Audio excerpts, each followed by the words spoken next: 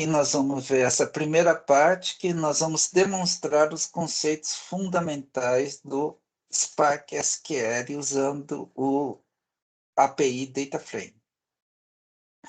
Quais são os objetivos? Nós vamos executar uma consulta SQL, nós vamos criar um DataFrame a partir de uma tabela, nós vamos escrever a mesma consulta usando o DataFrame API, nós vamos disparar a computação usando ações do DataFrame, e nós vamos converter os DataFrames para depois usar o SQL. Nós vamos converter esse DataFrame em tabelas temporárias e vamos fazer a consulta dessas tabelas temporárias no SQL.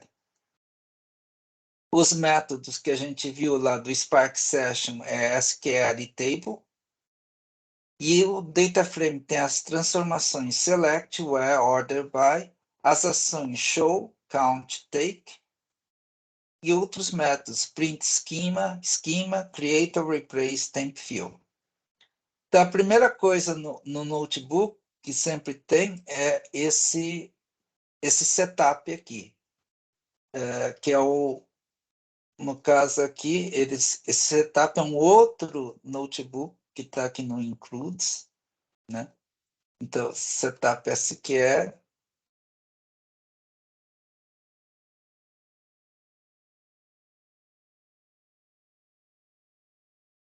Bom, deveria aparecer alguma coisa aqui.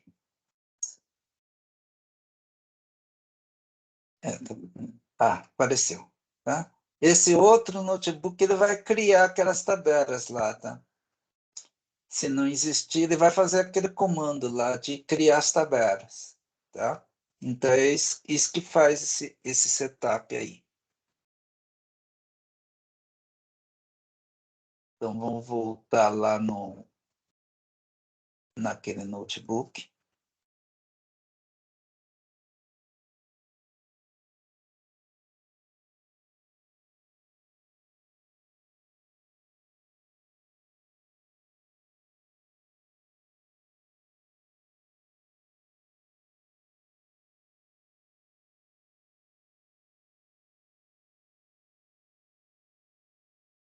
Bom, então vamos executar isso daqui que ele vai criar as tabelas.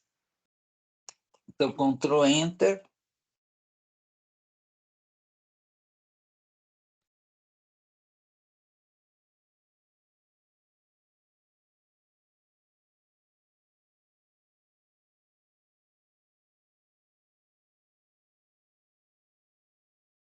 Ele monta também o diretório lá, se não tiver montado, aquele diretório do S3, né?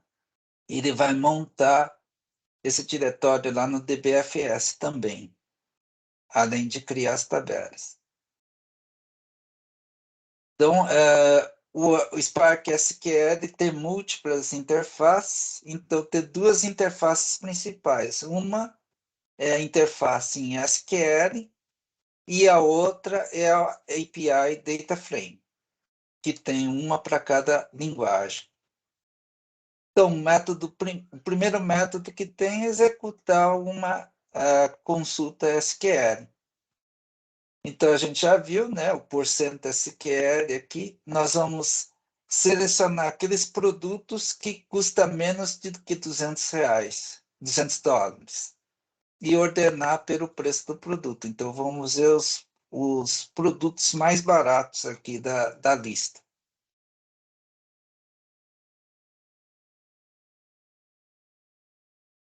Então, pronto. Ele mostrou aqui, tem 4 produtos que custam menos do que $200.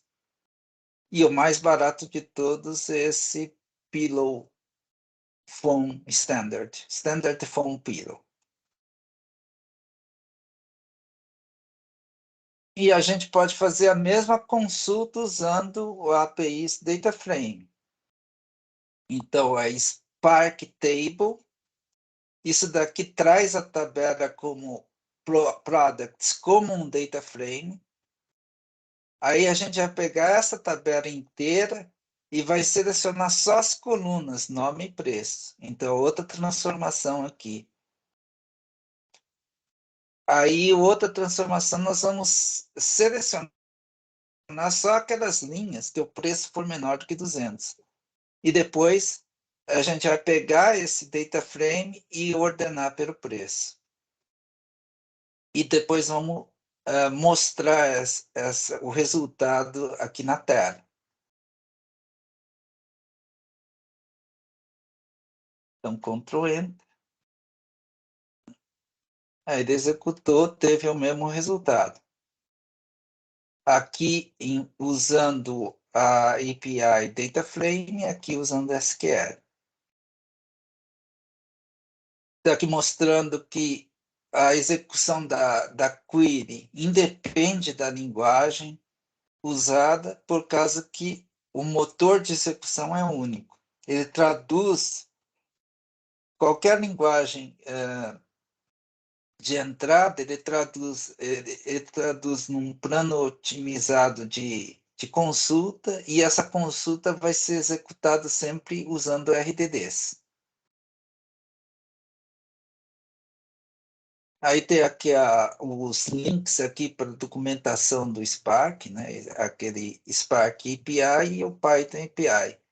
Lembrando que esses dois APIs aqui, vocês podem consultar no dia do exame. Eles dão na verdade, você não consulta o site, tá? Eles dão um PDF para vocês consultarem, para não ficar tão fácil assim, né? E o PDF, quando eu fiz esse exame, o PDF não dava para dar find no PDF. Então, quando vocês queriam procurar um comando, vocês tinham que ir página em página até achar o comando. Não dava para fazer um find e encontrar o comando no PDF. Então, o PDF não era buscável. Não sei se mudou, mas acho que eles fizeram de propósito para não ficar muito fácil, né? Para a pessoa não achar facilmente qualquer comando, senão para a pessoa não ficar consultando todos os comandos, né? Consultar um ou outro comando pode, vai dar tempo, mas se vocês forem consultar todos os comandos nesse PDF aí, não vai dar tempo de fazer a prova. Então é bom saber os comandos, os principais, pelo menos. Aí tem essa variável Spark Session, que é uma variável global. Essa variável Spark é uma variável global que é dessa classe aqui, Spark Session. Então todo notebook tem essa variável global. Então, se você dá Spark, ele vai mostrar o Spark Session, vai ser a Hive aqui, e o Spark Context. Então, vai mostrar que tipo de cluster que é. Então, é um cluster local com 8 cores. Esse daqui é o número de cores da classe. Então, o master aqui, na verdade, é um cluster de um nó só. Um nó só, mas com 8 cores.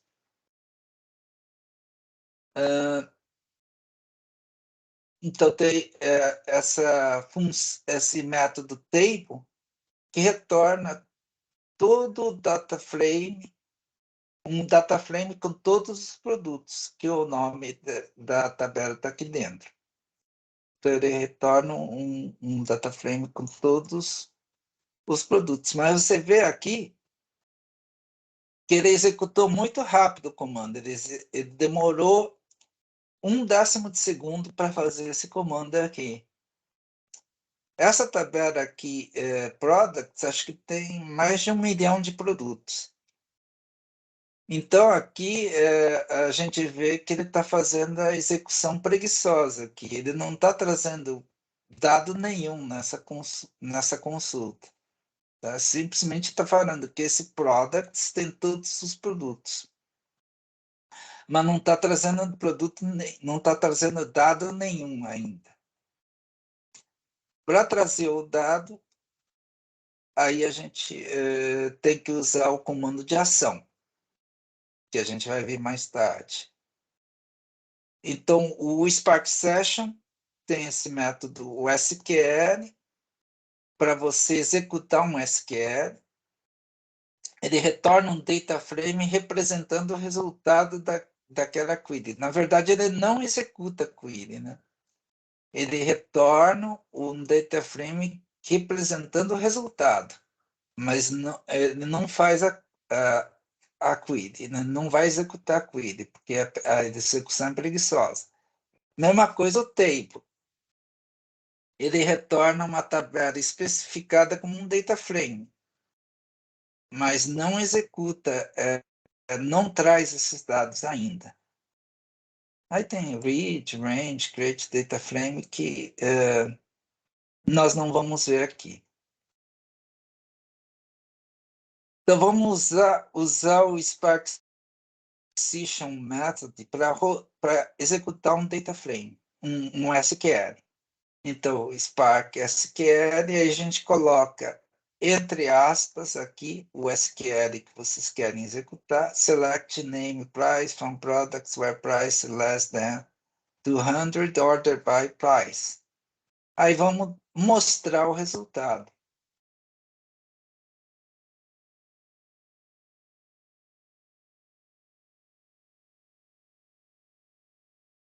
Bom, voltou aquela nossa velho resultado dos 4 produtos lá. Agora, aqui vocês vão ver que ele executou mesmo o método aqui. Demorou 8 vezes mais do que isso daqui. Aqui ele demorou 1/10 de segundo. Aqui ele demorou 0,8 segundos. Demorou 8 vezes mais para fazer isso daqui. Por quê? Porque esse daqui ele está trazendo os resultados aqui, porque eu estou pedindo o display. Então, ele vai executar essa SQL, ele vai executar aqui, ele não vai executar aqui. Tanto que se tivesse um erro, por exemplo, sei lá, eu colocasse alguma coisa errada aqui nessa SQL, eu escrevesse, em vez de escrever price, por exemplo, eu escrevesse preço em português, ele não ia dar erro aqui. Ele só ia dar erro nesse display aqui, porque é nesse display que ele está executando aquela SQL. Agora, a mesma coisa, usando. Então, o data frame é uma tabela, tá? Uma tabela, ela representa uma tabela com colunas com nomes e linhas. Então, vamos. Esse data frame a gente pode colocar numa variável. Então, uma variável chamada budgetDF, por exemplo. Então, Spark, table, select, where order by, aquela mesma consulta lá de cima, eu vou jogar num data frame. Aqui, ele também não vai executar essa consulta. Ele só vai armazenar o que eu quero. Ele vai armazenar a declaração dessa consulta no budget TF.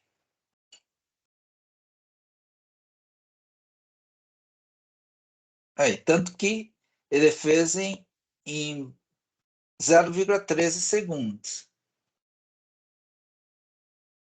Aí sim, o display que ele vai fazer mostrar esse data frame. Então, aqui também é a mesma coisa. Se eu escrevesse aqui, por exemplo, select, em vez de name, eu colocasse select nome, ele não ia dar erro aqui. Ia dar erro aqui no display. Porque é no display que ele executa a consulta. Então, vai executar a consulta do mesmo jeito, vai dar o mesmo resultado. Aqui ele demorou 10 vezes mais, demorou 1 segundo para fazer a consulta. Demorou 8 vezes mais, né? Do que aqui, ó. 8 vezes mais para fazer essa, para mostrar o resultado, porque aqui ele está trazendo os dados. Aí tem essa propriedade esquema para mostrar que é o esquema desse data frame.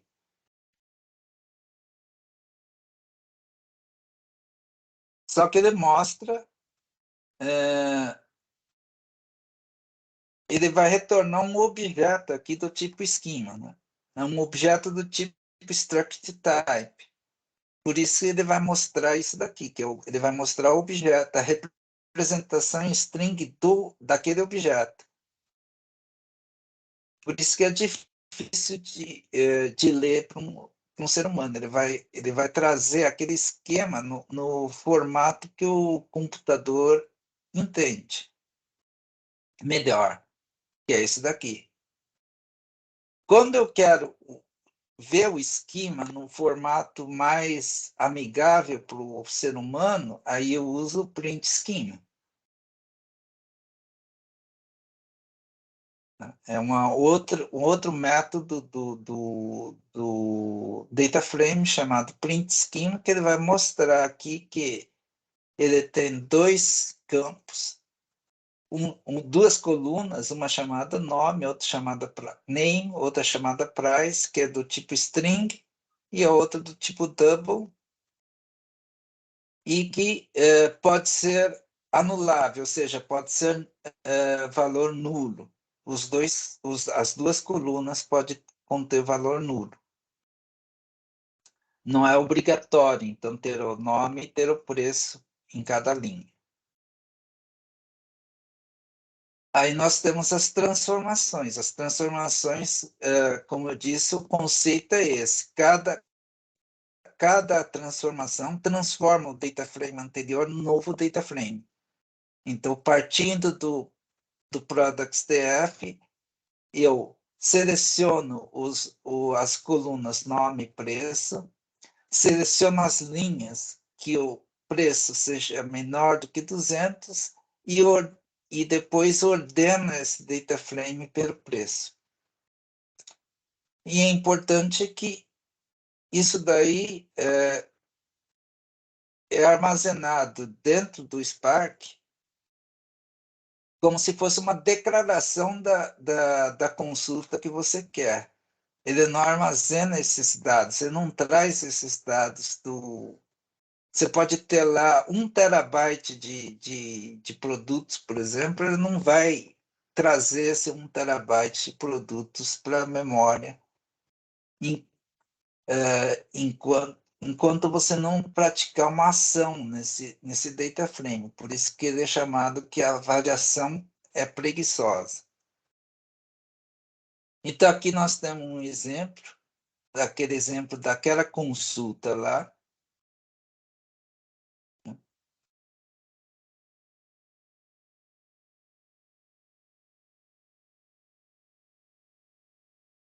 Ele demorou menos do que 1/10 de segundo. Por quê? Porque ele não traz, efetivamente, não traz nenhum dado. Não faz consulta em nenhuma tabela aqui. Ele simplesmente armazenou aqui, ele criou uma declaração dessa consulta na memória. As ações, sim. Então, aqui a gente viu as transformações, que não é executado automaticamente, ele é executado de maneira preguiçosa, e tem as ações que disparam a computação. Então, uma das ações é o show. Então, a mesma consulta com o show, ele vai imprimir o resultado do data frame anterior. Então, o show é um método que imprime um data frame no console. E o show, como a gente vai ver, ele ele imprime só as 20 primeiras. Se esse data frame aqui tiver mais do que 20 linhas, ele vai imprimir só as 20 primeiras. No caso aqui tem 4 só, então ele vai imprimir 4 linhas só. Então tem os métodos de ação, tem esse método show, que imprime tem um parâmetro aqui que é n, que é um parâmetro que é opcional. O valor de foi dele é 20, mas você pode colocar, por exemplo, aqui show 2, por exemplo. Aí ele só vai imprimir 2 linhas.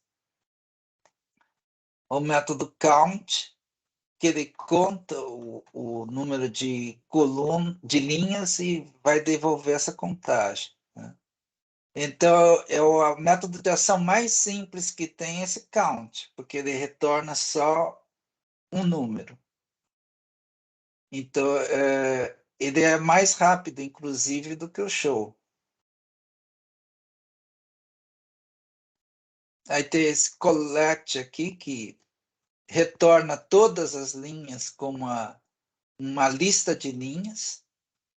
E o método take, que retorna também, esse método take tem um argumento que é o número de linhas que você quer retornar, ele retorna uma lista das primeiras N linhas. Então, o primeiro método aqui é o count, que ele retorna o número de registros do data frame. Então, tem aquele data frame budget, tem 4, a gente sabe que tem 4 produtos, e retornou aqui 4. A gente pode fazer o collect. O collect ele vai me retornar uma lista de linhas. Ele vai retornar o resultado de todas as linhas do budget DF em forma de lista.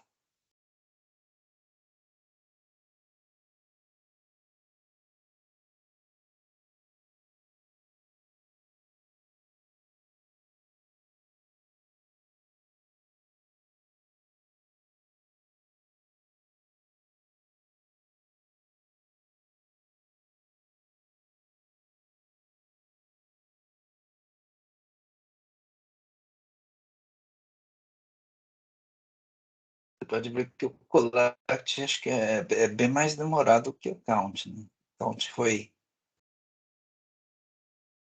feito rapidamente, o collect está demorando.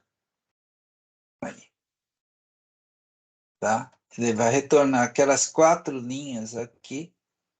Demorou o dobro do tempo, tá? Do count. O count é mais rápido, porque o count ele só tem que determinar quantas linhas tem. Ele não precisa trazer todas os dados para a memória para saber quantas linhas tem. Enquanto o collect não, o collect ele tem que trazer todos os dados para a memória e colocar numa lista. Por isso que era mais demorado. Aí, como que a gente usa o resultado de um data frame num comando SQL? Para a gente usar o resultado do data frame no comando SQL, a gente cria uma tabela temporária. E para criar essa tabela temporária, a gente usa esse método create or replace temp view. Então, é um método do data frame que cria uma tabela chamada budget, mas é uma tabela temporária chamada budget, que contém o resultado daquele data frame.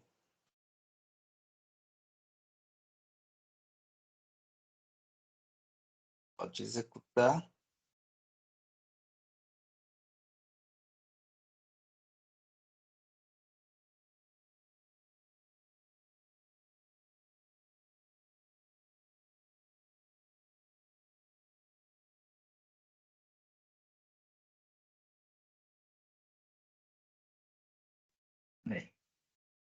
Ele executou. Vocês podem ver que aqui ele também não traz, não faz a consulta. Não, não é um método de ação aqui, tá? Que ele demorou menos do que um décimo de segundo. Então, não é um método de ação aqui. Ele simplesmente está falando que nessa tabela budget aqui tem o resultado daquela consulta lá, desse data frame. Aí depois eu posso usar num SQL essa tabela budget, como se existisse essa tabela budget no meu banco de dados. Então eu posso fazer select asterístico from budget e pedir para mostrar isso na tela.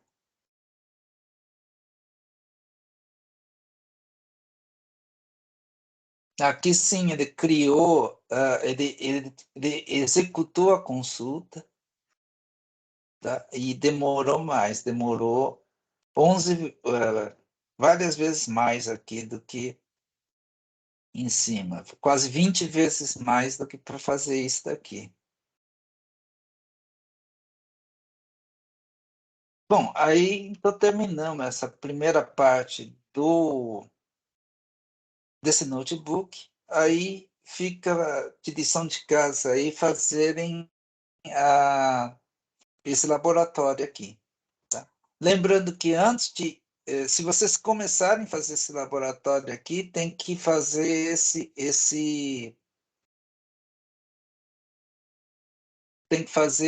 setup aqui, tá? Então, setup sempre tem que fazer. Quando vocês forem começar um, um notebook novo, vocês fazem primeiro esse setup, aí pode ir para o laboratório. Nesse laboratório, vocês vão usar aquilo que vocês aprenderam em cima. Então, vocês vão criar um data frame da tabela Events, vão mostrar um data frame e inspecionar o esquema, vão aplicar as transformações para filtrar e classificar os eventos do tipo macOS,